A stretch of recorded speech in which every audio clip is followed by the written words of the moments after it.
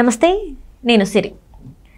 మొత్తానికైతే దేవర వచ్చేసింది. First day అయితే కలెక్షన్స్ని రికార్డ్ బద్దలు చేశారని చెప్పేసి మరి వార్తలు మనం చూసాము. మరి సెకండ్ డే కలెక్షన్స్ పరంగా ఈ సినిమా ఎలా ఉంది, మరి కలెక్షన్స్ పరంగా ఇంకా ముందుకి ఈ సినిమా ఎంతవరకు వెళ్ళబోతుంది, అండ్ ఒకవేళ వెళ్తే ఎలాంటి అంశాలు ఆ సినిమాలో, అంటే దాని బ్లాక్ బస్టర్ హిట్ అయ్యి, అంటే బ్లాక్ బస్టర్ పరంగా తీసుకెళ్ళడానికి ఎలాంటి సన్నివేశాలు ఉన్నాయి అనేది మనకు వివరించడానికి మనతో పాటు ఉన్నారు ప్రముఖ సినీ క్రిటిక్ యజ్ఞమూర్తి గారు. నమస్కారం సార్. నమస్తే సార్. సార్, ఇప్పుడు చూస్తుంటే దేవర మొత్తానికి అయితే దాన్ని ఫస్ట్ డే కంప్లీట్ చేసుకుంది. కలెక్షన్స్ పరంగా కూడా రికార్డ్స్ని బద్దలు కొట్టింది. ఏవైతే ఫస్ట్ ప్లేస్లో ఉన్నాయో ఆ ఫస్ట్ ప్లేస్ కూడా అది రీచ్ అయిపోయింది సోలో హీరోగా. అండ్ ఇప్పుడు ఏంటంటే సెకండ్ డే కలెక్షన్స్ ఎలా ఉన్నాయి, అండ్ ఇది నిజంగానే బ్లాక్ బస్టర్ సైడ్ వెళ్ళే అవకాశాలు ఉన్నాయా, లేకపోతే మధ్యలో ఎక్కడైనా బ్రేక్ పడే అవకాశం ఉందా? ఒకవేళ బ్లాక్ బస్టర్ పరంగా వెళ్తే దీంట్లో అంతగా తీసుకెళ్ళిన అంశాలు ఏమున్నాయంటారు అసలు? సో మొదటి రోజు మీరు చెప్పినట్టు అంటే ఒక బ్లాక్ బస్టర్ సినిమాకి మొదటి రోజు ఎలాంటి కలెక్షన్స్ రావాలో అలాంటి కలెక్షన్స్ అయితే వచ్చాయి, నో డౌట్. సో పైగా ఏంటంటే ఒక సోలో హీరోగా చూసుకుంటే టాప్ ప్లేస్లో నిలిచాడు ఫస్ట్ డే కలెక్షన్స్ పరంగా. సో ప్రభాస్ ఇంతకుముందు తనే ఉన్నాడు సోలో హీరోగా. సలారు, కల్కి ఫస్ట్ సెకండ్ ప్లేసులు అవే ఉన్నాయి తెలుగు రాష్ట్రాల్లో. అదే వరల్డ్ వైడ్గా చూసుకుంటే కల్కి నెంబర్ 1 ప్లేస్లో ఉంది, సలారు సెకండ్ ప్లేస్లో ఉంది ఫస్ట్ డే వరకు చెప్తున్నా. సో ఇప్పుడు ఆ 2 సినిమాల కలెక్షన్స్ని ఇది బ్రేక్ చేసేసింది. సో ముఖ్యంగా 2 తెలుగు రాష్ట్రాల్లో సో వాటితో పోల్చుకుంటే వాటికి అందనంత ఇంకా ఎత్తు చాలా హైట్లో ఉంది. సో అవి వాటికి ప్లస్ పాయింట్ హిందీ బెల్టు. ఇది హిందీ బెల్ట్లో తగ్గటం వల్ల అది వచ్చింది. లేకపోతే హిందీ బెల్ట్లో కనుక కాస్త ఇంకొంచెం మంచిగా వచ్చినట్లయితే ఇంకా చాలా బాగా ఇంకా గొప్ప రికార్డులు క్రియేట్ అయ్యాయి. సో ఏదైనప్పటికీ కూడా మొదటి రోజు ఇక్కడ వచ్చినటువంటి కలెక్షన్స్ ఏవైతే ఉన్నాయో అవి 6 షోస్ ఉండటం వల్ల కావచ్చు, అలాగే టికెట్ ప్రైస్లను హైక్ చేసినందువల్ల కావచ్చు. అందువల్ల 54 కోట్ల రూపాయల షేర్ వసూలైంది. అది ఎక్స్క్లూడింగ్ జిఎస్టీ తీసివేస్తే. సో ఆ రేంజ్లో కలెక్షన్స్ రావటం అనేది ఈవెన్ ట్రేడ్ వర్గాలని, ఏదైతే బిజినెస్ వర్గాలని మనం చెప్తూ ఉంటామో వాళ్ళు కూడా దిగ్భ్రాంతికి గురయ్యారు, షాక్కు గురయ్యారు. వాళ్ళు కూడా అసలు ఏమాత్రం ఎక్స్పెక్ట్ చేయలేదు, ఎస్టిమేట్ చేయలేదు సో ఈ రేంజ్లో వస్తాయని. సో అలా ఓవరాల్గా చూసుకుంటే మొత్తం మీద వరలవేడిగా 160 కోట్ల గ్రాస్ వచ్చిందనేది ఒక అంచనాగా చెప్తున్నారు. బట్ ఏదైతే అఫీషియల్గా ప్రొడ్యూసర్స్ వేశారో 172 కోట్లు అని చెప్పేసి వేశారు. దాని మీద కొంత వేరే వినిపిస్తూ ఉంది, కొంతమంది ట్రోల్ చేస్తున్నారు ఫేక్ కలెక్షన్స్ అనేది. కానీ ఇక్కడే మనకి చాలా వరకు అయితే కనిపిస్తూ ఉంది. కొంతమంది అయితే ఇది అంత రాలేదు, 120 కోట్ల రూపాయలు ఉందన్నారు. కానీ యాక్చువల్గా తెలుగు రాష్ట్రాలన్నీ 100 కోట్ల దాకా గ్రాస్ వచ్చింది. అలాగే 35 కోట్ల దాకా నార్త్ అమెరికాలోనే వచ్చింది. సో రిమైన్ హిందీ బెల్ట్ ఉంది, కన్నడ హిందీలో దాదాపు సిమిలర్గా వచ్చాయి కలెక్షన్స్. సో వేరే తమిళ్లో మలయాళంలో తక్కువ ఉంది. సో ఇవి అన్నీ చూసుకున్నప్పటికీ కూడా 160 కోట్లు అనేది లెక్క అనేది తేలిపోతూ ఉంది. సో కాబట్టి ఇది ఒక వండర్ఫుల్ ఫిగర్ అనే చెప్పాలి. మరి రెండో రోజు అలా మొదటి రోజు ఎంత ఉంది, స్మాష్ రికార్డ్స్ అన్ని స్మాష్ చేసింది సోలో హీరో పరంగా చూసుకుంటే. హయ్యెస్ట్ RRR మీద ఉంది ఫస్ట్ డే కలెక్షన్స్. అందులో కూడా అది మల్టీ స్టార్, అందులో కూడా జూనియర్ ఎన్టీఆర్ ఉన్నాడు, one of the hero. So అలాంటి రికార్డు క్రియేట్ చేసినటువంటి సినిమా రెండో రోజుకి వచ్చేటప్పటికి ఆటోమేటిక్గా ఇదివరకు కూడా మిగతా సినిమాలను కలికి చూసుకున్నా కూడా అంతే డౌన్ అయిపోతాయి. సో ఏ రేంజ్లో డౌన్ అనే దాన్ని బట్టే దీన్ని మనం ప్రెడిక్ట్ చేయగలుగుతాం. సో ఇప్పుడు చూసుకుంటే మార్నింగ్ షోస్ ఏవైతే ఉన్నాయో, ఎర్లీ షోస్ కొన్ని చోట్ల పడ్డాయి. అలాగే మార్నింగ్ షోస్ ఇవన్నీ చూసుకుంటే తెలుగు రాష్ట్రాల్లో 50% కంటే తక్కువగా నమోదైన సందర్భం మనకు కనిపిస్తుంది. దీన్ని బట్టి చూస్తుంటే మనకి అంటే థియేటర్ల సంఖ్య తగ్గుతుంది, ఇక్కడ ఫుట్ఫాల్స్ కూడా తగ్గటం వల్ల. సో మొదటి రోజు 54 కోట్లు వచ్చాయి కదా, మరి రెండో రోజు కనీసం 20 కోట్లు వస్తాయా అంటే కూడా డౌట్ అనమాట. సో 20 కోట్లు కూడా వచ్చే అవకాశాలు చాలా తక్కువగా ఉన్నాయి. మేబీ 15 కోట్ల నుంచి 20 కోట్ల మధ్యలో ఈరోజు తెలుగు రాష్ట్రాల ఫిగర్స్ ఉండవచ్చు. అంటే మొదటి రోజు దాదాపు 100 కోట్లు అనుకుంటే గ్రాసు రెండో రోజు 30 కోట్ల నుంచి 40 కోట్ల మధ్యలో లోపలే ఉండవచ్చు గ్రాస్. అంటే స్క్రీన్స్ తగ్గాయి అంటారా? షోస్ తగ్గుతాయి కదా మొదటి రోజు, ఎందుకంటే చాలా చోట్ల 6 షోస్ వేశారు కదా.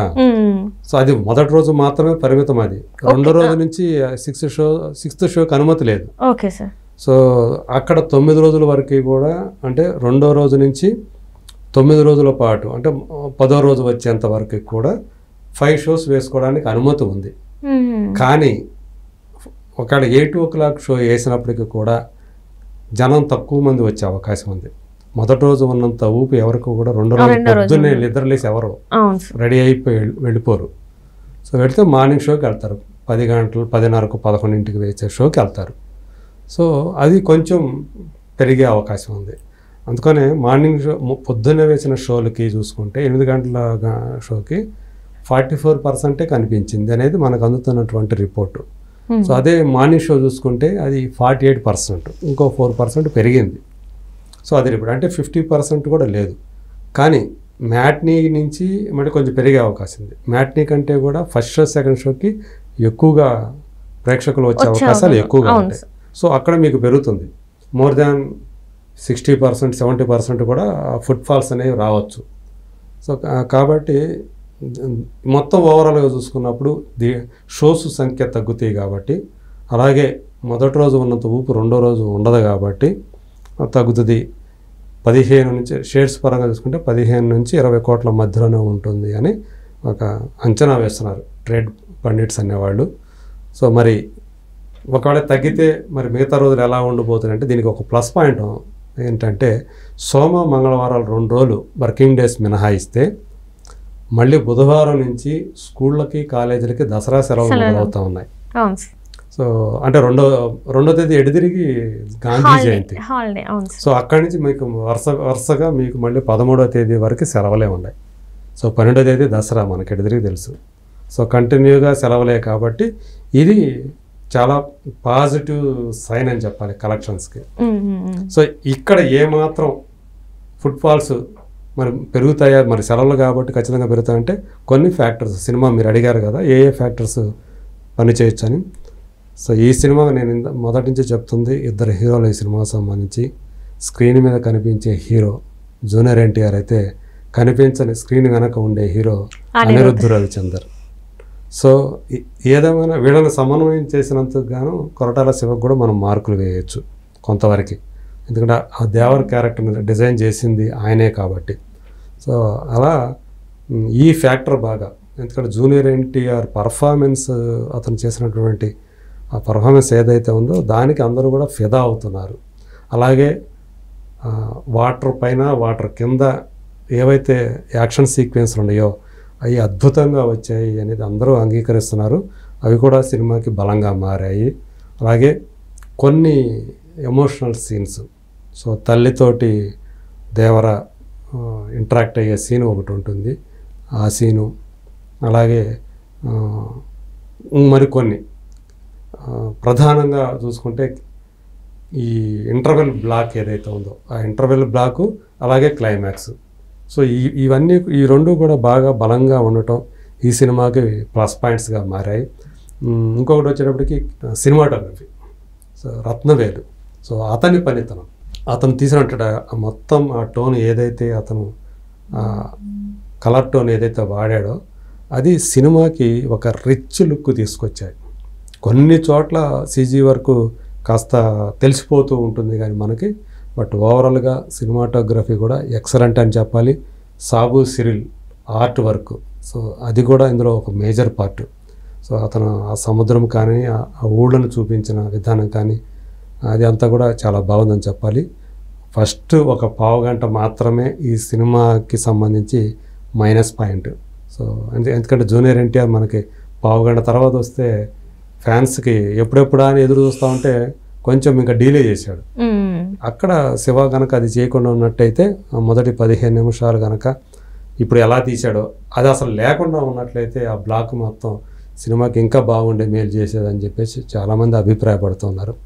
సో ఈ ఫ్యాక్టర్ ఏదైతే అదే మొత్తం సినిమా మొత్తాన్ని తన భుజాల మీద మూసినటువంటి జూనియర్ ఎన్టీఆర్ కోసం ఖచ్చితంగా ఈ సినిమా ఆడుతుందని అనుకుంటాను నేను. రైట్. సో ఈ సెలవుల్లో జూనియర్ ఎన్టీఆర్ యొక్క అతని ఫ్యాన్స్, కొత్త ఫ్యాన్స్ కూడా తయారవుతారు ఈ సెలవుల్లో అని నేను అనుకుంటూ ఉన్నాను. సో కలెక్షన్స్ పరంగా కూడా బాగానే ఉంటుందని అనిపిస్తుందని అనుకోవచ్చు, ఎందుకంటే హాలిడేస్ కూడా వచ్చాయి కాబట్టి.